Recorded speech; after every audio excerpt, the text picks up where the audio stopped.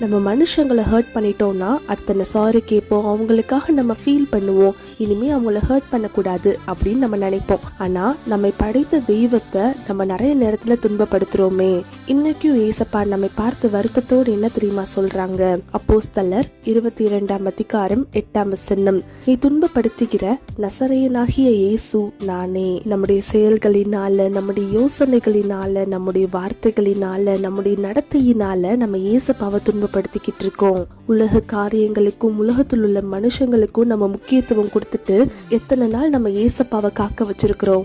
என்னுடைய பிள்ளை பாவங்களை விட்டு இன்னைக்காச்சும் மனம் திரும்பிடுவானா அப்படின்னு கண்ணீரோட வேதனையோட நம்ம பார்த்துட்டு இருக்காங்க. ஆனா நம்ம ஏசப்பாவை மறுபடி நம்ம சிலுவையில அரைஞ்சுக்கிட்டு இருக்கிறோமே, அவர் துக்கப்படுத்திட்டு இருக்கோமே. ஆராய்ந்து பார்ப்போம். நீங்க ஏசப்பாவின் இடத்துல மன்னிப்பு கேட்டு மனம் திரும்ப ஆயத்தமா? God bless you.